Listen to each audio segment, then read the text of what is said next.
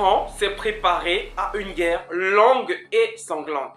L'Iran, ce n'est pas la première fois qu'elle est attaquée par les puissances occidentales, a préparé soigneusement son armée, soigneusement sa tête de commandement à l'éventuelle suppression, donc à un remplacement. Ses dirigeants, l'Iran a affronté dans les années 70 les États-Unis et la France, notamment par procuration, comme toujours ils savent le faire les Occidentaux, à travers l'Irak.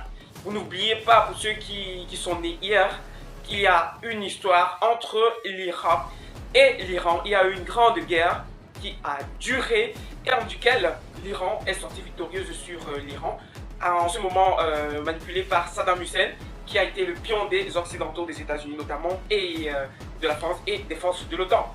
Et vous savez comment Saddam Hussein a été remercié?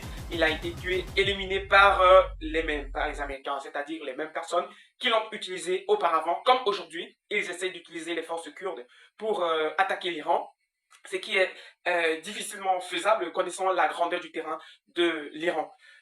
Aujourd'hui, l'Iran dit être prête à combattre pendant des semaines, voire même des mois, et pourquoi pas des années, les Américains et les Israéliens. Mais eux, sont-ils capables de tenir autant?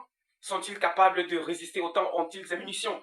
Vous savez qu'en termes de technologie, la force hypersonique, les déploiements des missiles hypersoniques et les drones kamikazes de l'Iran, c'est une force que le camp otanien ne sait pas encore contrer.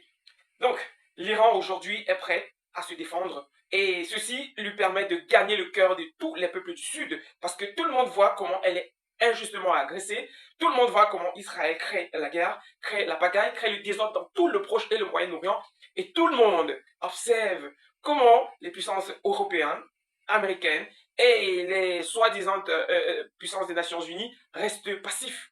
Personne ne condamne. Tous les plateaux de télévision européens, français en particulier, soutiennent ces agressions, comme ils l'ont soutenu au Venezuela, et comme ils l'avaient soutenu à l'époque la destruction de la Libye, vous vous en souvenez. C'était d'abord pour libérer les Libyens, qui aujourd'hui sont dans la pauvreté, dans le désordre total, comme ils ont dit qu'ils venaient libérer le peuple iranien qui manifestait, et aujourd'hui ce sont les mêmes qui bombardent le peuple. Vous avez vu cette école avec le massacre qui a eu lieu.